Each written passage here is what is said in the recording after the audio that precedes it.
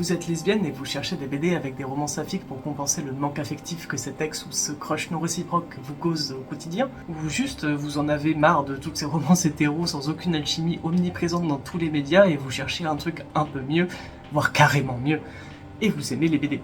Et ben ça tombe bien, cette vidéo est faite pour vous. Il se trouve que j'ai une collection de BD queer et notamment lesbiennes, et puis je me suis dit que ce serait cool de partager parce que souvent j'en discute avec des gens et ils savent pas trop quoi chercher. Moi le format BD c'est un format qui me parle beaucoup parce que je suis une personne très visuelle et j'ai des problèmes de lecture qui font que lire des gros pavés de texte c'est souvent assez épuisant, alors que dans les BD généralement du coup c'est vachement plus simple. Et en plus de ça, je trouve que si on cherche bien, on peut trouver une diversité visuelle et thématique assez intéressante. Et puis de toute façon, si vous êtes comme moi, juste voir un dessin de deux lesbiennes qui s'embrassent, ça vous chaud au cœur. Du coup, j'espère que certaines de ces BD vous plairont. Du coup, je vous ai fait une petite sélection avec des BD différentes, que ce soit en termes de style, en termes d'histoire, en termes d'ambiance. Et si jamais elles vous intéressent, il y en a même que vous pouvez juste lire en ligne. Comme par exemple celle-ci, Always Human, qui est disponible sur Webtoon. Ça se passe dans un univers de SF dans lequel les personnes peuvent choisir leur apparence via des implants, un peu à la manière d'un créateur de personnages dans un jeu vidéo. L'héroïne est un peu perdue, elle a du mal à savoir qui elle utilise ce système pour changer d'apparence tout le temps, en cherchant un peu sa personnalité, son apparence et qui elle devrait être dans ce monde-là. Elle tombe amoureuse d'une personne qui est allergique aux implants et du coup ne peut pas profiter de ce système au quotidien et changer d'apparence, avec les implications sociales qui en découlent. L'histoire tourne principalement autour de leur romance et de cet aspect du world building autour des implants. C'est vraiment très mignon, très chaleureux, il y a vraiment une alchimie super mignonne entre les deux. Et même les conflits qui peuvent arriver au sein de leur relation sont assez intéressants et bien traités. Je vous recommande cette BD si vous voulez un truc plutôt mignon, avec des couleurs chatoyantes et des très beaux dessins. Il y a 2 tomes, et ils se lisent assez rapidement, et franchement, je trouve que c'est un bon début si vous voulez chercher des BD queer et que vous voulez voir un peu ce qui se fait.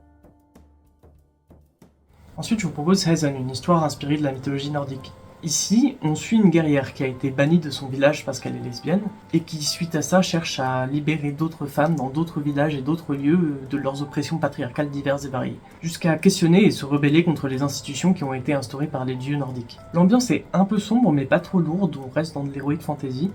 Les couleurs sont plutôt grisâtres, très peu colorées, mais ça colle bien avec des dessins assez jolis. Les tomes sont assez courts et se lisent assez vite, donc si vous voulez une série un peu rapide, franchement, go. Ensuite, on revient en France avec La fille dans l'écran. Celui-là, il y a plus de chances que vous le connaissiez. C'est l'histoire de la relation entre une dessinatrice française qui vit un peu en isolation sociale chez sa famille, dans un petit village, un peu perdu, et une Canadienne qui bosse en tant que barista parce qu'elle a renié ses rêves de devenir photographe en restant dans sa relation avec un mec cis un peu chiant. L'évolution de la relation est plutôt touchante, et il y a un truc intéressant avec le roman en physique, c'est que les doubles pages sont toujours structurées de la même façon, avec d'un côté l'histoire de l'une des deux et de l'autre celle de l'autre, avec un style visuel et des couleurs différentes. C'est une belle histoire et j'ai eu l'occasion de voir une adaptation de la BD en pièce de théâtre et j'ai trouvé ça très intéressant avec des questions de mise en scène sur les 2 parties, un peu comme la BD fait avec ses 2 pages à chaque fois. Franchement, si vous avez l'occasion de la voir aussi, je vous la recommande. C'est aussi la seule BD que je propose aujourd'hui avec un setting réaliste, la plupart des autres étant dans de la fantasy ou de la SF. Donc si c'est plutôt un setting qui vous intéresse, allez-y. Ensuite, je vous propose My Dragon Girlfriend. La série est malheureusement pas finie, elle est en cours, mais elle est disponible sur internet si vous n'avez pas envie d'acheter en physique des exemplaires de la BD. Ça se passe dans un monde où il y a notre monde normal avec les humains, et à côté il y a un monde parallèle avec des monstres, surtout des Monster Girls du coup. Les humains n'ont pas conscience que ce monde existe, mais l'héroïne tombe sur une dragonne. Bien qu'elle ne le sait pas au début, elle finit par avoir un crush dessus, et s'ensuit rapidement une romance plutôt adorable entre les deux. Ici, il y a beaucoup plus de personnages et beaucoup plus de lesbiennes avec beaucoup plus de relations. Ce qui est vachement plus réaliste parce que tout le monde sait que les lesbiennes voyagent en meute.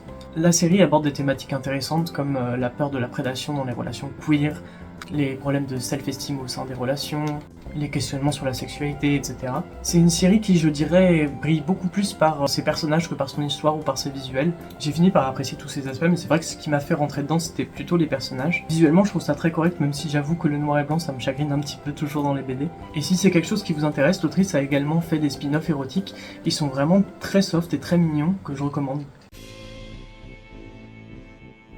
Ensuite, dans une ambiance totalement différente, je vous propose Monstress. Alors j'avoue que là, le label de BD lesbienne est un peu plus discutable.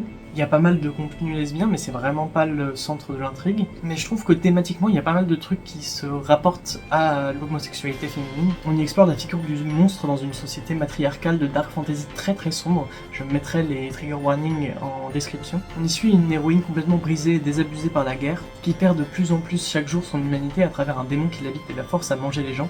Et le cannibalisme, c'est lesbien. Merci Yellow Jackets. On est dans un monde très complexe avec un worldbuilding très solide, du coup c'est un peu difficile de donner un résumé ou un synopsis des événements et je vous conseille plutôt de commencer et voir si ça vous parle. L'autrice cherche à retranscrire des horreurs de la guerre, notamment qu'ont vécu ses parents dans la Seconde Guerre mondiale, donc on reste sur quelque chose de vraiment très lourd. C'est vraiment pas pour tout le monde et c'est vraiment dur à lire, mais je trouve que c'est vraiment une lecture très intéressante ce midi. Mais c'est un monde de dark fantasy avec des monstres très inspirés de culture asiatique, et vraiment visuellement, c'est une des BD les plus magnifiques que j'ai jamais vues de ma vie. Les dessins sont incroyables, extrêmement détaillés. Je sais pas comment elles arrivent à sortir autant de tomes. Là, on en est au 8ème au moment où je regarde cette vidéo. Et vraiment, c'est next level. J'ai jamais vu ça dans ma vie.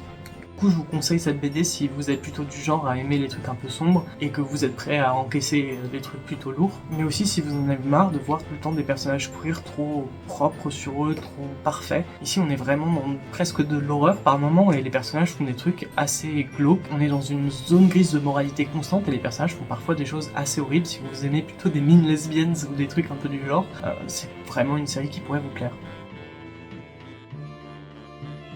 Et dernière petite série de BD, Moonstruck.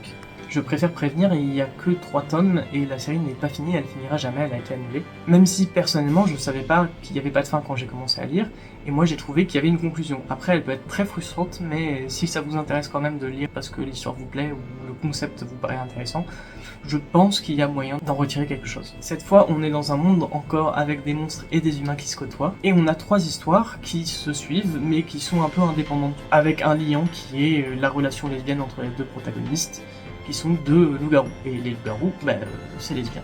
Et le format presque épisodique change un peu des autres BD que j'ai conseillé, avec une histoire un peu condensée à chaque fois. Pour faire un résumé par exemple de la première histoire, c'est un peu une enquête sur un individu qui cherche à transformer les monstres en humains et leur faire perdre leur pouvoir, avec ce que ça implique de changements sociaux sur leur quotidien quand ils sont retransformés en humains, et aussi les changements simplement physiques de leur corps qui n'est plus le même. Ici aussi on a des conflits relationnels entre les 2 personnages avec la romance principale que je trouve aussi assez intéressant parce que moi j'ai baigné dans des romances hétéros toute ma vie et à chaque fois qu'il y avait des dramas c'était insupportable, c'était juste un mec qui ne écoutait jamais sa nana. Là on a des conflits qui sont relatable un peu, si aussi ça vous intéresse, je vous conseille cette série.